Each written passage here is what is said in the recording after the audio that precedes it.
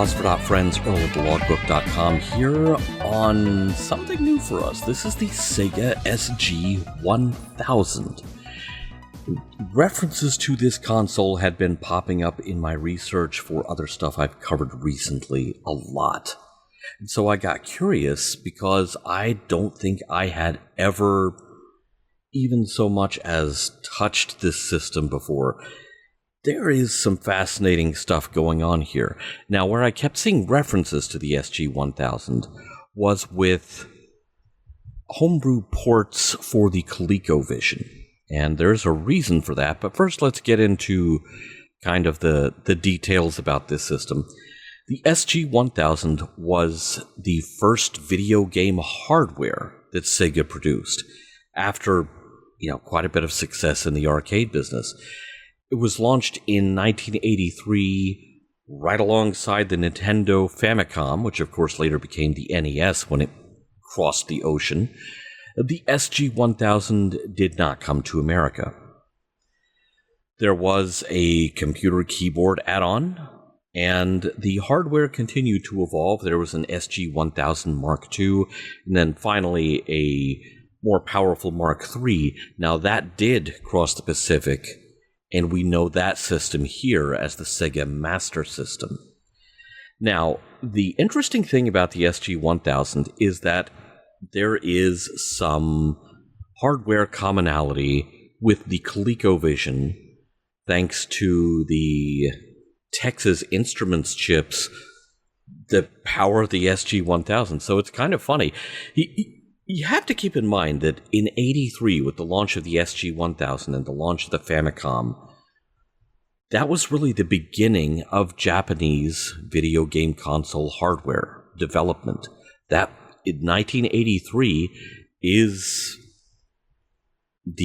that's the inciting incident. They did have things like the Atari 2700. They had versions of the Magnavox Odyssey, versions of other Pong consoles that had been licensed or just flat out copied in Japan. But that was all licensed or adapted or copied American hardware. This was where the Japanese market started to produce its own hardware, the SG-1000 and the Famicom. Now, we have played quite a few Famicom games in our NES coverage, so I thought it would be interesting to venture into the SG-1000 library and kind of meet the system on its own terms.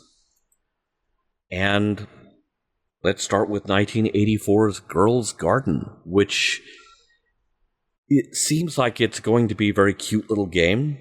There are actually some very disturbing things about this game that I found from playing it just to make sure it was playable and works. So obviously you see here from the attract mode, you are the girl, you are tending a garden. Your garden is full of bears who will maul you if they catch you. Because, this is, you talk about the thing we discuss now. It's like, do women want to be left alone with a man or with a bear? In 1984, the answer was probably slightly different than it is now.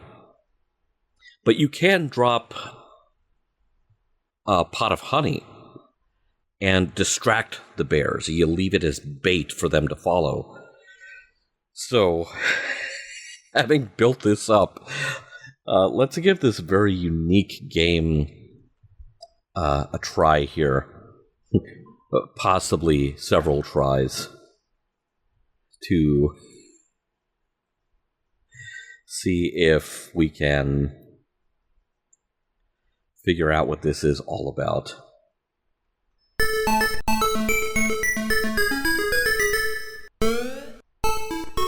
All right. Oh, I am being beset on all sides by bears already.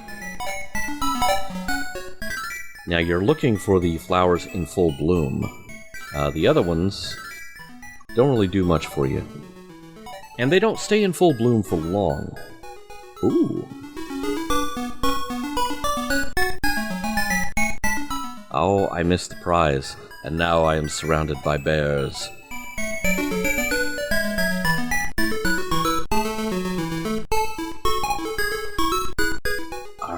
right, hangry bears.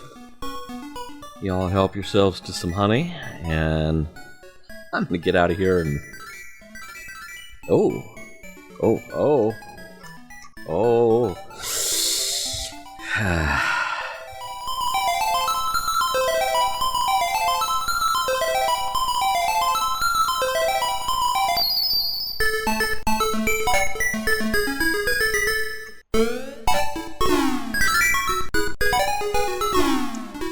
Yeah, you kind of have to wait for the flowers to grow, and...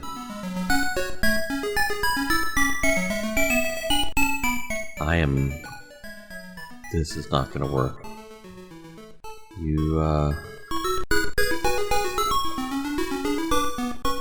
shall not pass! Oh no. A bad day in the girls' garden.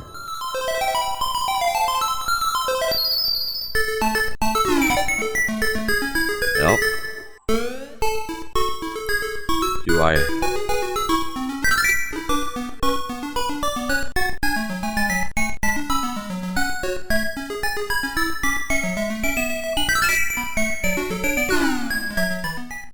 Yep.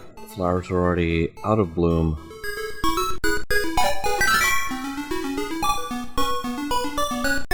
Oh, good. Have some honey. Oh, bother.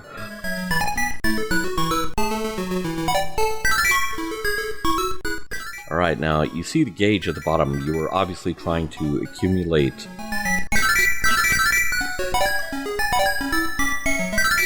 as many of these flowers as you can, but you are trying to hit a quota.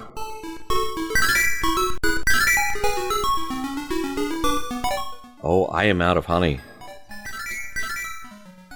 Oh no.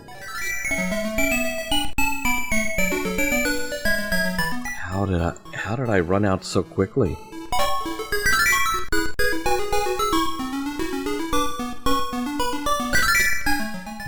This is a curiously compelling little game. Okay, we have met the quota of flowers. Welcome! And now love blooms. I have really not played anything like this. This is kind of strangely addictive.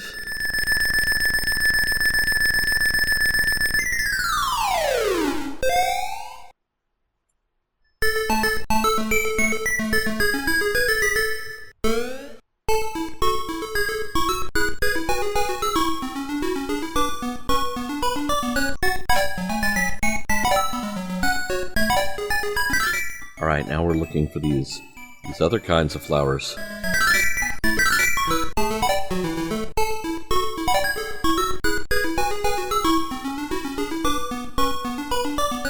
Run!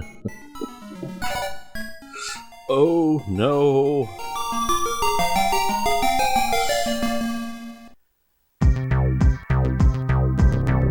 Well, that is quite something. Okay, so the thing about Girls' Garden is that it does have some historical importance. This is the first game programmed by Yuki Naja, who went on to create Sonic the Hedgehog. Now, I say that not because there's really any detectable elements of Sonic here, at least not in my opinion, and yet that same kind of curiously addictive gameplay, that is definitely on display here. So, definitely a game designer with a future. Thanks for watching.